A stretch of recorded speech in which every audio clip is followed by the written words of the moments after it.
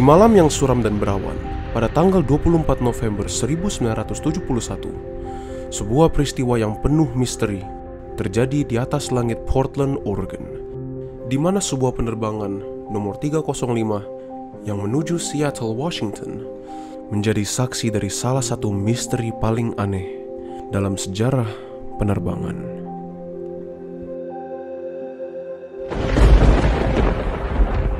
Pria itu memperkenalkan dirinya sebagai D.B. Cooper, dan pada malam itu, nama D.B. Cooper akan menjadi misteri yang menggema dalam sejarah. Dan semua penumpang serta awak pesawat tersebut tidak menyangka bahwa mereka akan menyaksikan pria itu melakukan tindakan yang akan menggoncang dunia. Ini adalah suatu kasus yang mengganjal rasa penasaran saya dalam waktu yang lama. Ketika seseorang berhasil membajak pesawat tersebut dan merampas uang sebesar $200.000 tanpa menyakiti satu nyawa pun sebelum kemudian menghilang tanpa jejak. Hari ini bersama-sama kita akan menggali lebih dalam kasus ini. Saya akan menyampaikan rekapan dari peristiwa yang terjadi secara singkat serta informasi-informasi yang penting. Dan bersama-sama kita akan mencoba untuk menyusun potongan-potongan informasi tersebut untuk mengetahui sebenarnya apa yang terjadi di atas langit pada malam itu. Jadi jika itu terdengar menarik, maka jangan kemana-mana, karena kita akan langsung menyaksikan suatu kasus yang paling misterius dalam sejarah pembajakan, di mana satu individual berhasil mengkelabui seluruh organisasi-organisasi paling kuat dan paling besarnya Amerika Serikat yang mencarinya ketika ia membajak sebuah pesawat dan menghilang tanpa jejak. Kasus yang mengenai sebuah pria yang menggoncangkan dunia. Pria yang dikenal dengan nama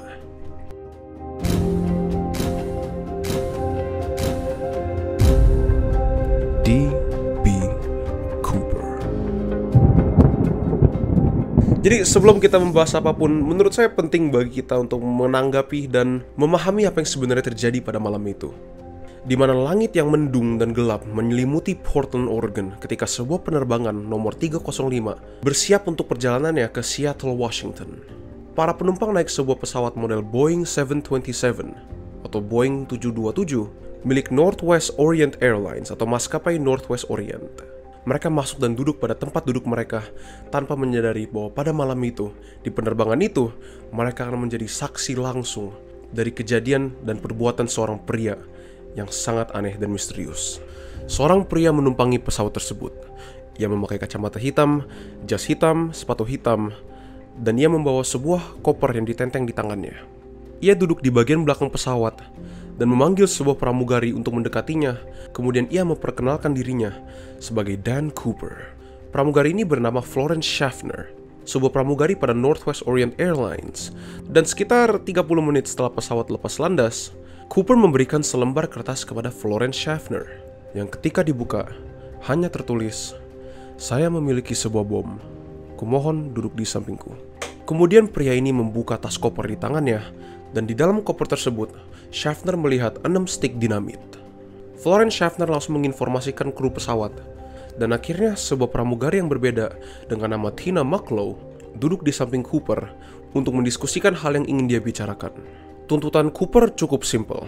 Ia menginginkan $200.000 dalam uang tunai dan 4 jumlah parasut, 2 parasut utama dan 2 parasut cadangan untuk diberikan kepadanya.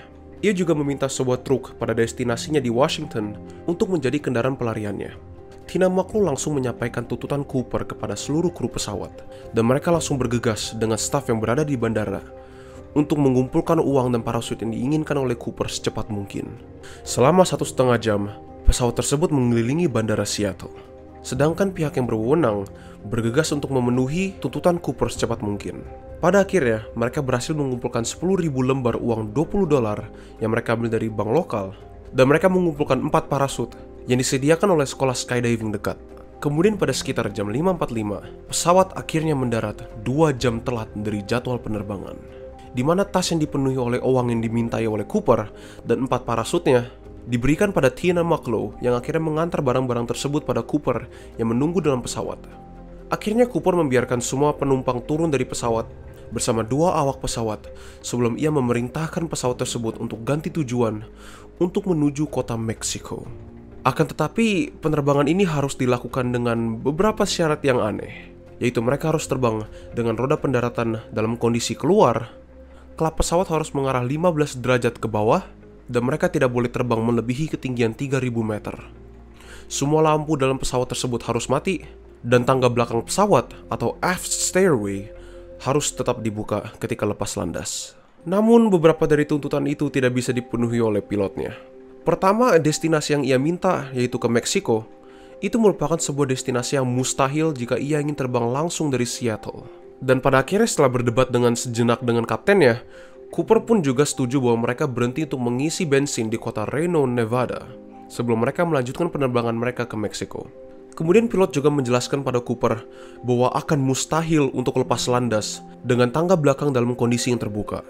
Sehingga Cooper akhirnya setuju dan menyuruh mereka menarik kembali tangganya jika Tina Mucklow mendampinginya, dan mengajari Cooper untuk membuka tangga tersebut ketika mereka sudah di udara. Setelah beberapa jam yang panjang dan menegangkan akibat beberapa komplikasi ketika pesawat sedang isi bensin, pesawat akhirnya berangkat dalam jam 7:36 malam.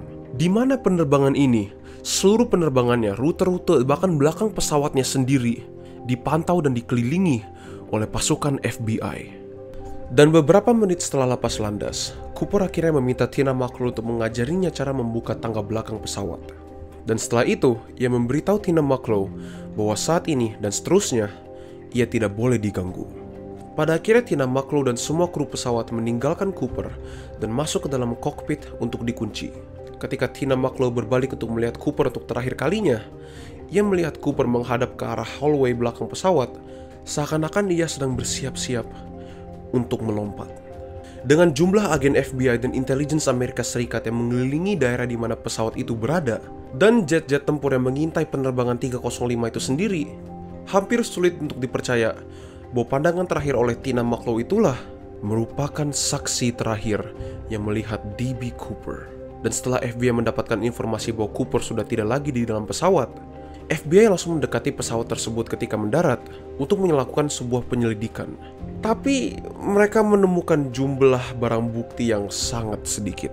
Di antara barang-barang yang dibawa Cooper, mereka menemukan sebuah dasi clip-on tie atau dasi clip, 8 puntung rokok, dan 2 dari 4 payung terjun yang ia minta. Ini menunjukkan bahwa Cooper hanya melompat dengan duitnya dan 2 dari 4 payung terjun tersebut. Dengan barang bukti yang begitu dikit, para penyelidik akhirnya harus mulai dari memastikan kapan waktu tepatnya Cooper melompat dari pesawat. Dan itu merupakan pertanyaan yang lebih sulit untuk dijawab daripada yang bisa dibayangkan.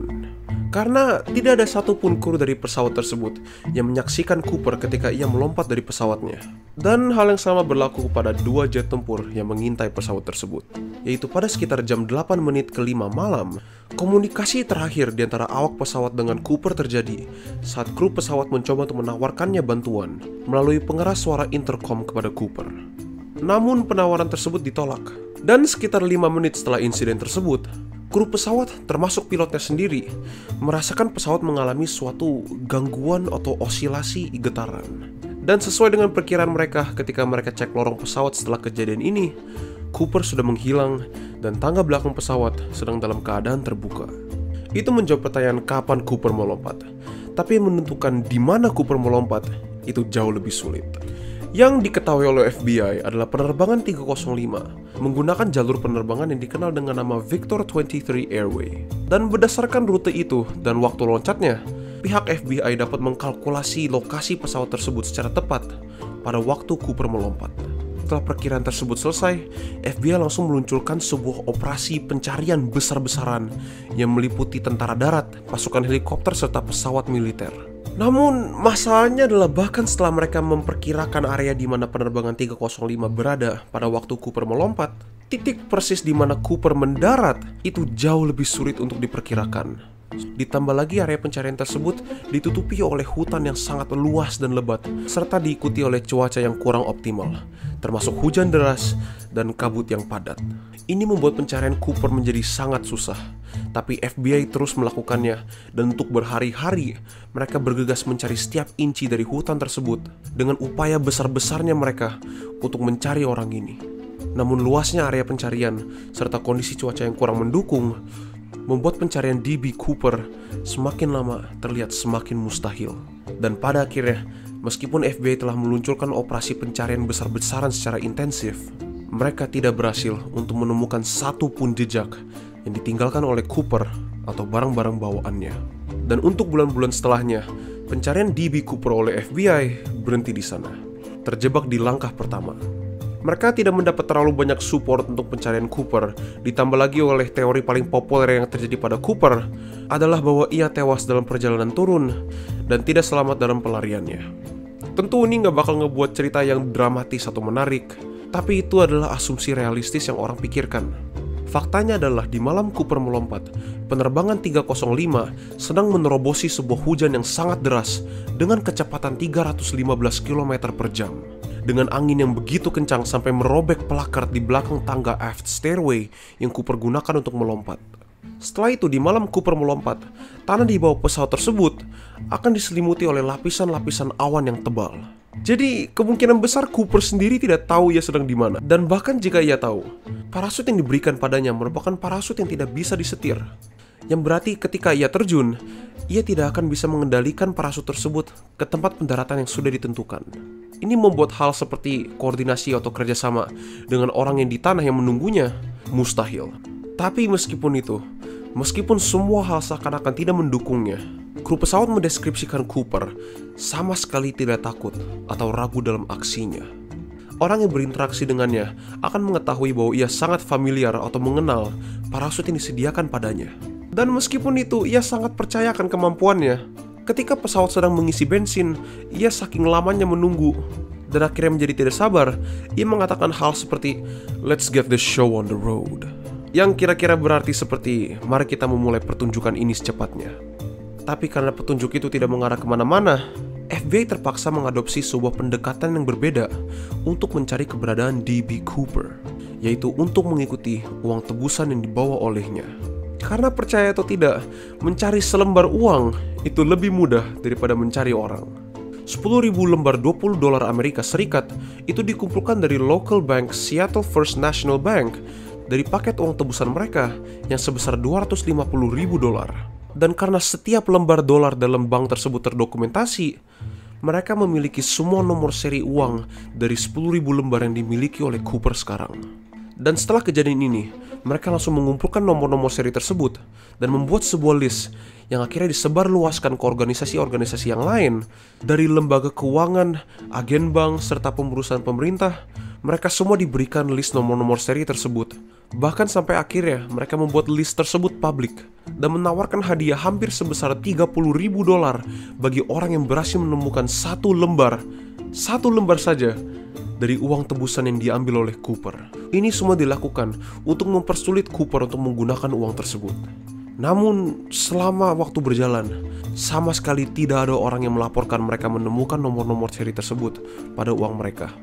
Hingga hampir 10 tahun kemudian, di mana seorang anak kecil bernama Brian Ingram sedang membangun sebuah api di pantai Tina Bar, dan ketika ia sedang menggali pasir untuk membuat sebuah tempat duduk, ia menemukan 3 tumpukan uang yang terpisah, yang jumlah nominalnya itu melebihi $5.000. Karena ia masih anak-anak dan tidak tahu apa yang harus ia lakukan dengan sejumlah uang yang begitu besar, ia memanggil orang tuanya.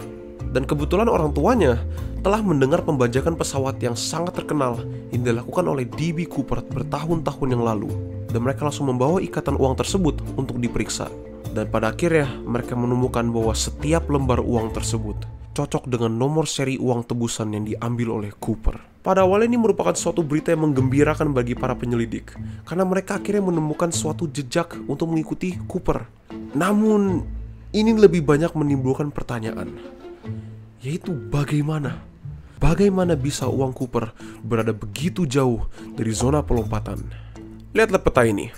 Kalau kalian perhatiin petanya, akan mudah untuk kalian berasumsi bahwa Cooper dengan tidak sengaja menjatuhkan sebagian uang saat ia turun ke sungai Lewis sebelum uang tersebut dibawa lebih jauh hingga mencapai sungai Columbia dan akhirnya mendarat di pantai Tina Bar. Tapi masalahnya adalah bahwa pantai Tinabar dan sungai-sungai tersebut mengalir dengan arah yang berlawanan dari zona pelompatan. Mengetahui ini, FBI langsung mencoba untuk mengevaluasi kembali rute penerbangan pesawat tersebut. Dan mereka akhirnya berasumsi bahwa mungkin saja pesawat terbang sedikit ke utara, dan itu bisa menjelaskan bagaimana uang tersebut bisa mengalir ke pantai Tinabar.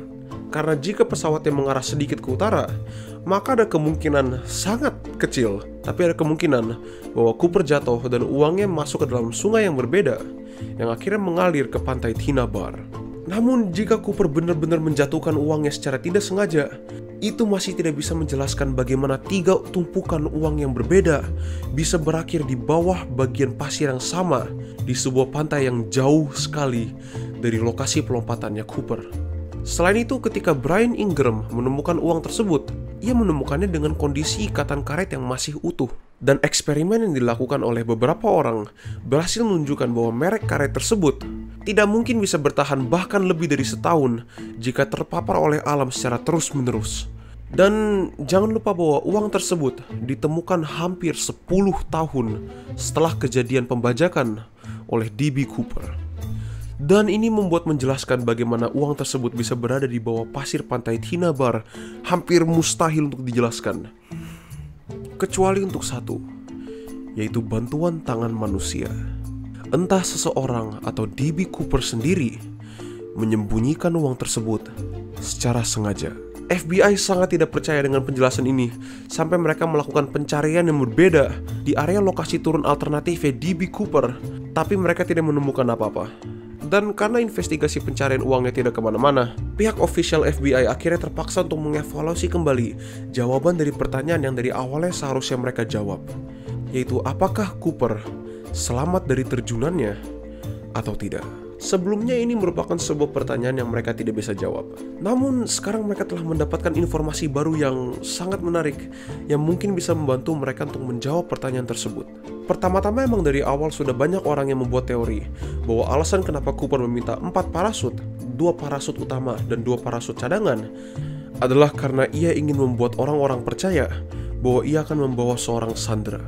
Dan sebenarnya ketika pihak yang sedang menyediakan parasutnya Cooper sedang menyediakan parasutnya, mereka mempertimbangkan untuk mengsabotase salah satu parasutnya hingga tidak berfungsi. Namun karena Cooper berhasil meyakinkan mereka bahwa ia akan membawa sandera, mereka akhirnya tidak melakukan itu karena mereka tidak ingin membahayakan nyawa orang yang tidak bersalah. Namun dalam bergegas untuk memberikan Cooper parasut-parasut yang dia inginkan, mereka dengan tidak sengaja menyediakan 1 parasut yang palsu, yang hanya digunakan untuk training atau pelatihan. Jadi dengan totalnya mereka memberikan Cooper 2 parasut utama atau 2 primary parachutes dan 1 parasut cadangan dan 1 parasut palsu atau dummy chute yang fungsinya hanya digunakan untuk pelatihan. Dan kesalahan ini tampaknya luput dari perhatian Cooper sendiri karena parasut palsu tersebut merupakan 1 dari 2 parasut yang ia bawa dengannya. Ditambah lagi bahwa parachute primary yang Cooper bawa dengannya itu merupakan parachute primary yang lebih tua, yang lebih tidak berfungsi dibandingkan parachute yang satunya lagi. Jadi jika dilihat, Cooper benar-benar memilih 2 opsi terburuk yang diberikan padanya. Ia membawa parachute cadangan yang palsu, dan ia membawa primary parachute atau parachute utama yang lebih tua daripada yang satunya lagi. Namun itu bukan berarti bahwa Cooper melakukan sebuah kesalahan fatal. Sebagai contohnya, mungkin saja ia tidak menggunakan parasut cadangannya sebagai parasut, tapi sebagai semua tas untuk mengamankan uang yang diberikan padanya. Bahkan Tina McCloud sendiri melihat Cooper melakukan hal yang sama pada parasut cadangan yang satunya lagi, di mana ia memotong tali-tali parasut tersebut dan menggunakannya untuk membungkus tas uang bank yang kemudian ia ikat pada pinggangnya. Mungkin saja ia melakukan hal yang sama untuk parasut cadangan yang satunya lagi, atau parasut palsunya. Selain itu, pemilihan parasut yang lebih lama mungkin saja bukan sebuah kesalahan, melainkan karena pengalaman dia sendiri. Ketika pesawat 305 sedang mengelilingi bandara Seattle, ketika mereka bergegas untuk menemui barang-barang yang diminta Cooper berhasil mengestimasikan jarak antara markas militer di sekitar mereka dengan bandara Seattle dengan akurat. Ini bisa mengsugestikan bahwa Cooper mungkin saja memiliki pengalaman dalam bidang militer. Dan kebetulan di antara 2 parasut utama yang bisa dia pilih, parasut yang ditinggalkan oleh Cooper merupakan parasut mewah sipil yang digunakan untuk olahraga, sedangkan parasut yang dibawanya merupakan parasut militer. Bisa aja Cooper memiliki pengalaman menjadi sebuah pasukan terjun payung ketika masih perang, dan berdasarkan pengalaman itu, ia memilih parasut militer yang lebih tua, karena emang itu yang paling dikenal olehnya. Bahkan ada banyak orang yang menteorisasikan bahwa Cooper merupakan bagian dari sebuah organisasi. Bukan sebuah perusahaan kartel misterius atau perusahaan kriminal, melainkan perusahaan yang lebih besar. Perusahaan yang dikenal dengan Badan Intelligence Amerika Serikat, atau bahasa Inggrisnya dikenal dengan nama The Central Intelligence Agency. Pertama-tama kita harus melihat jenis pesawat yang diambil oleh Cooper, yaitu sebuah pesawat Boeing 727. Pesawat ini adalah pilihan pesawat yang digunakan oleh CIA yang biasanya mereka gunakan untuk menjatuhkan agen-agen rahasia selama Perang Vietnam berlangsung. Pesawat ini dipilih untuk melaksanakan tugas tersebut karena fitur khas yang dimiliki oleh Boeing 727, yaitu tangga belakang atau aft stairway-nya yang bisa diundurkan untuk menjatuhkan agen dengan mudah. Ini membuat orang spekulasi bahwa alasan kenapa ia memilih pesawat Boeing 727 adalah bahwa ia memiliki sebuah koneksi atau bahkan merupakan bagian dari organisasi CIA. Kru pesawat juga mengamati Cooper dengan cermat, dan mereka mengetahui bahwa Cooper memiliki pengetahuan yang sangat luas mengenai teknologi-teknologi pada pesawat dan penerbangannya. Ia bisa mengenal kota yang ia sedang berada sekarang hanya dengan melihatnya dari udara, bisa mengestimasikan jarak antara markas pangkalan militer ke bandaranya dengan akurat, dan selama pembajakan berlangsung, ia selalu tenang dan menjaga profilnya untuk tidak membuat sebuah keributan dari penumpang-penumpang pesawat. Ia mengenakan sebuah kacamata hitam pekat untuk menyembunyikan identitasnya tanpa terlihat mencurigakan, dan ia tidak meninggalkan bukti seperti sidik jari atau sampel DNA apapun. Cooper juga berhasil mengambil kembali surat yang ia berikan pada Florence Schaffner pada awal pembajakannya, dan bahkan ia sampai meminta 2 set parasut yang berbeda untuk membuat pihak ofisial percaya bahwa ia akan membawa seorang sandraan yang membuat mereka tidak bisa mengsabotase parasutnya. Tampak jelas bahwa D.B. Cooper ini merupakan seorang individu yang sangat cerdas dan licik. Namun, selain itu, mereka tidak mendapatkan informasi lain mengenai Cooper. Bahkan motifnya pun tidak, karena ketika Tina Marklow bertanya pada Cooper kenapa ia memilih pesawat Northwest Airlines untuk dibajak, dia hanya tertawa dan kemudian berkata, "It's not because I have a grudge against your airline. It's just because I have a grudge." Atau, bukan karena saya memiliki dendam terhadap maskapai Anda, tapi saya hanya memiliki sebuah dendam. Meskipun D.B. Cooper memiliki kecerdasan yang cukup untuk melaksanakan pembajakan pesawat ini, bahkan hingga pihak penyelidik tidak menemukan jejak sedikit pun yang bisa menunjukkan mereka kepada identitas aslinya D.B. Cooper, mereka tetap mengevaluasi semua informasi yang mereka miliki dan mengembangkan beberapa banyak teori untuk mencoba mengidentifikasi pelaku aslinya pembajakan tersebut. Dan dari begitu banyak tersangka yang dicurigai oleh FBI sebagai D.B. Cooper, diantaranya terdapat nama-nama seperti Richard McCoy, Kenneth Christensen, Robert Rackstraw, Lynn Doyle Cooper, dan lain-lain. Dan karena videonya akan sangat-sangat panjang jika kita membahas semuanya, kita hanya akan fokus terhadap tersangka yang baru saya sebut. Richard McCoy merupakan seorang American Air Force pilot, atau pilot Angkatan Udara Amerika Serikat, yang pada tahun 1972 juga melakukan suatu pembajakan pesawat yang serupa yang dilakukan oleh D.B. Cooper. Dan ia dicurigai sebagai D.B. Cooper karena serupanya tindakan pembajakan yang ia lakukan dengan tindakan pembajakan yang dilakukan oleh D.B. Cooper hanya setahun sebelumnya. Pada tahun 1972, Richard McCoy membajak sebuah pesawat milik United Airlines yang sedang dalam perjalanan dari Denver, Colorado hingga San Francisco di California. Seperti D.B. Cooper sebelumnya, Richard McCoy juga mengancam kru pesawat bahwa ia memiliki bom dengan metode yang sama, yaitu memberikan sebuah surat kecil kepada pramugari pesawat. Ia juga meminta uang tebusan sebesar $500.000 Amerika Serikat, serta 2 pasang parasut utama dan parasut cadangan. Dan selain itu, setelah ia menerima uang tebusan dan juga parasutnya, Richard McCoy, sama seperti Cooper, melompat dan melarikan diri dengan melompat dari tangga belakang pesawatnya, atau aft stairway. Kalau kita lihat secara kebesarannya, tindakan Richard McCoy dan D.B. Cooper ini hampir persis sama. Perbedaannya hanyalah Richard McCoy tertangkap oleh FBI. Dan setelah diinterogasi oleh FBI, mereka mengetahui bahwa Richard McCoy pada saat kejadian pembajakan pesawat oleh D.B. Cooper sedang dalam tahanan. Ini melenyapkan semua asumsi-asumsi orang yang mengasumsikan bahwa D.B. Cooper dan Richard McCoy ini merupakan orang yang sama. Kemudian kita melihat nama-nama seperti Kenneth Christensen yang merupakan mantan pramugara untuk Northwest Orient Airlines, maskapai yang sama yang dibajak oleh D.B. Cooper.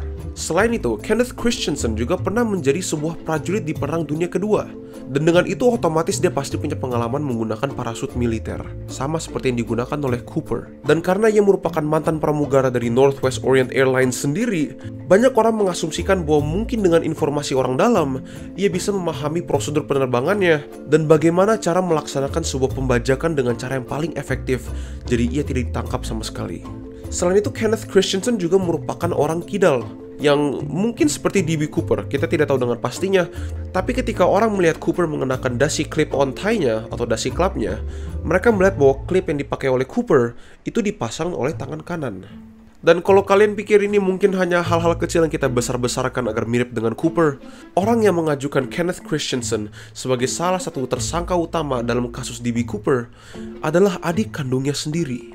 Karena sebelum Kenneth Christensen meninggal, ia memberitahu pada adiknya bahwa ia memiliki suatu rahasia yang ia harus memberitahu padanya, tapi dia tidak bisa mengatakan apapun. Dan setelah ia meninggal, ketika keluarga Kenneth Christensen mengecek akun banknya untuk mengecek berapa banyak uang yang miliki, mereka kaget ketika mereka melihat uang melebihi $200.000 Amerika Serikat dalam banknya. Nominal yang sama yang diminta oleh D.B. Cooper dalam pembajakannya. Dan setelah ini, adik kandungnya Kenneth Christensen sendiri mengajukan dirinya dan berkata bahwa kakaknya memiliki banyak persamaan. Akhirnya membuat ia curiga bahwa kakak kandungnya ini merupakan D.B. Cooper yang legendaris, yang pernah melaksanakan suatu pembajakan pesawat yang paling misterius berapa banyak tahun sebelumnya. Dan bukan hanya adik kandungnya saja yang menyadari beberapa kesamaan ini, karena Florence Schaffner, dan kalau kalian lupa itu siapa, Florence Schaffner merupakan pramugari yang pertama kali menemani Cooper sebelum diganti oleh Tina Mucklow. Ia juga mengatakan bahwa Kenneth Christensen ini sangat menyerupai Cooper. Tapi Kenneth Christensen tidak cocok sempurna dengan Cooper, katanya, karena Kenneth Christensen lebih pendek dan juga lebih berat. Selain itu, uang dalam akun banknya Kenneth Christensen juga tidak terlalu mencurigakan, karena itu merupakan uang yang Kenneth dapat sendiri dengan cara yang legal, yaitu dengan cara menjual tanah yang dia miliki sebelum dia meninggal. Selain itu, masih belum ada orang yang bisa menjelaskan bagaimana Kenneth Christensen, jika ia memang D.B. Cooper, bisa menyelipkan 6 stik dinamit atau bahan peledak ke dalam pesawat tersebut. Dan ini membawa kita kepada Robert Rackstraw, sebuah nama yang muncul sebagai tersangka pada kasus D.B. Cooper pada tahun 1978. Robert Rackstraw merupakan seorang mantan prajurit parasut yang berpenghargaan dan juga merupakan seorang pilot yang terampil. Banyak hal-hal yang membuat orang curiga mengenai seorang Robert Rackstraw ini. Salah satunya merupakan pengalaman dia dalam bukan hanya merakit dan membuat, tapi juga dalam menggunakan bahan peledak seperti dinamit atau bom lainnya. Dan jika kita ingat D.B. Cooper sendiri, kita tahu kalau dia memiliki banyak sekali pengetahuan dalam penerbangan dan juga teknologi pesawat, serta dia juga memiliki keahlian dalam terjun payung. Dan salah satu hal menarik mengenai Robert Rackstraw ini adalah suatu kebetulan yang menarik, yaitu adalah bahwa ia memiliki seorang paman yang bernama John Cooper, yang merupakan seorang yang menggemari aktivitas terjun payung. Rackstraw juga memiliki catatan kriminal yang cukup luas dan banyak, yang akhirnya menyebabkan ia dikeluarkan dari prajurit angkatan darat hanya 5 bulan sebelum kejadian D.B. Cooper. Dan banyak orang mengatakan bahwa bisa aja ini adalah dendam yang Cooper maksud ketika ia mengatakan bahwa ia memiliki dendam pada sesuatu. Salah satu hal yang paling menarik dan juga aneh mengenai seorang Robert Rackstraw ini dalam kasus D.B. Cooper adalah responsnya atau tanggapan yang ia berikan pada wartawan dan juga penyelidik yang mempertanyakannya. Karena Robert Rackstraw ini nggak pernah memberikan jawaban yang jelas pada pertanyaan yang ditanyakan padanya. Dia nggak pernah membenarkan ataupun membantah atas keterlibatannya dalam kasus D.B. Cooper. Selalu memberikan jawaban yang kompleks dan membingungkan seperti, "Saya bisa saja D.B. Cooper," atau "I wouldn't discount myself as being D.B. Cooper," atau "Saya tidak akan menganggap diri saya bukan Cooper," atau hal-hal seperti "I may be Cooper," atau "Saya bisa aja Cooper." Namun, ada beberapa informasi dan faktor-faktor yang membuat keterlibatannya Rackstraw dalam pembajakan D.B. Cooper itu tidak mungkin. Pertama-tama pada saat pembajakannya, robot Rextro hanya berumur 28 tahun. Jauh lebih muda daripada perkiraan umur Cooper, yaitu sekitar 35-40 tahun. Selain itu, semua anggota kru pada pesawat tersebut bersikeras menentang bahwa ia adalah Cooper, dan terus secara konsisten mengatakan bahwa robot Rextro bukanlah orang yang terlibat dalam pembajakan DB Cooper. Dan di sini kita masuk dalam tersangka yang menurut saya sangat menarik, yaitu Lynn Doyle Cooper. Lynn Doyle Cooper atau disingkat LD Cooper merupakan tersangka yang baru dalam kasus pembajakan pesawat oleh DB Cooper, di mana keponakannya sendiri yaitu Marla Cooper melangkah ke depan dan mengajukan secara langsung bahwa pamannya Lynn Doyle Cooper merupakan orang yang membajak pesawat tersebut. Marla Cooper mengatakan 1 hari sebelum terjadinya pembajakan tersebut, ia menyaksikan sendiri kedua pamannya mendiskusikan suatu hal yang mencurigakan. Kemudian pada malam keesokan harinya, setelah pembajakan tersebut telah terjadi, Lynn Doyle Cooper kembali ke dalam rumahnya dengan banyak memar dan luka pada tubuhnya. Marla juga mengatakan bahwa ia mendengar pamannya mendiskusikan lokasi di mana ia akan melompat dan membawa uangnya kembali kepada rumah mereka. Akan tetapi, Marla Cooper mengatakan bahwa dalam terjunannya ke bawah, Lynn Doyle Cooper, atau dalam cerita ini DB Cooper, kehilangan uang tersebut dan akhirnya pulang kembali dengan tangan yang kosong. Kemudian hal yang menurut saya patut dibicarakan adalah bagaimana tertutupnya keluarga Cooper ini mengenai masalah tersebut. Setiap kali kakak kandungnya Marla Cooper atau ibunya dipertanyakan mengenai hal ini, mereka selalu tertutup mulut, tidak mengatakan apapun, dan mengatakan hal-hal seperti I'm not going near this one, atau saya nggak mau mendekati masalah ini. Ini membuat banyak orang berspekulasi bahwa keluarga Cooper ini sedang menutupi sesuatu. Tapi di antara semua tersangka yang kita lihat sekarang, jujur menurut saya LD Cooper ini merupakan tersangka yang paling tidak mungkin. Pertama-tama, salah satunya saksi pada kejadian yang terjadi pada malam tersebut hanyalah Marla Cooper. Semua poin dan informasi dari cerita ini hanya didapat oleh Marla Cooper, dan ceritanya suka diubah-ubah ketika dipertanyakan oleh pihak lain. Marla Cooper juga sepertinya melupakan lokasi di mana Cooper sebenarnya terjatuh. Karena pada awalnya ia mengatakan bahwa dia mendengar kedua pamannya membicarakan suatu tempat yang bernama Sisters, Oregon.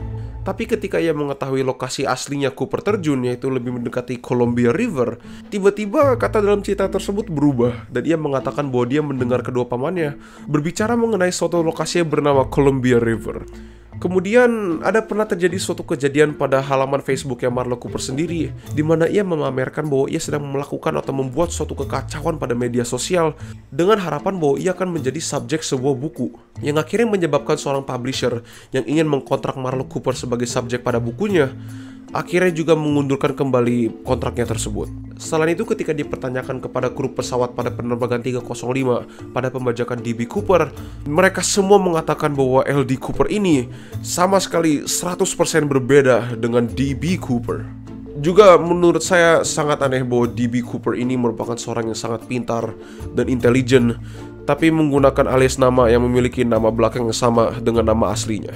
Sudahkah kita mengungkap misteri DB Cooper? Sayangnya belum, tapi saya harap dengan beberapa suspek-suspek atau tersangka-tersangka tadi, saya harap kalian bisa melihat betapa sulitnya memastikan identitas aslinya DB Cooper. Dari pertanyaan yang masih sangat basic yang masih belum ada jawaban, seperti apakah dia selamat dari terjunannya atau tidak, hingga wujud aslinya yang juga tidak terekam. Dengan banyak sekali sketsa-sketsa polisi yang terlihat sangat berbeda antara satu dan lain, tapi juga semuanya bisa merupakan DB Cooper. Meskipun kita telah mengeksplorasi beberapa nama tersangka, hingga saat ini kasus DB Cooper menjadi salah satu misteri paling besar dalam sejarah pembajakan penerbangan. Dan dengan itu, secara setulus-tulusnya saya ingin berterima kasih pada kalian semua yang sudah menonton sampai sini. Kasus DB Cooper ini merupakan suatu kasus yang sudah mengganjal perhatian saya begitu lama. Karena kasus ini menunjukkan sebetapa majunya suatu negara, sebetapa amannya suatu negara, dan seberapa banyak pun orang-orang memastikan bahwa hal-hal buruk tidak akan terjadi. Sistem tersebut tidaklah sempurna, dan bisa aja satu orang, satu aja, bisa mengkelabui satu negara itu dan semua organisasi-organisasi terkuatnya. Sekali lagi saya ingin berterima kasih pada kalian yang sudah menonton sampai sini. Jika kalian ingin support pembuatan konten seperti ini, kalian bisa klik tombol di bawah seperti subscribe, like, komen, atau apapun itu. Itu akan sangat-sangat membantu dan akan lebih memotivasikan saya untuk membuat video lebih banyak lagi mengenai hal-hal seperti ini. Tapi untuk sekarang, itu aja dulu dari saya. Terima kasih dan sampai jumpa di video selanjutnya. Bye-bye.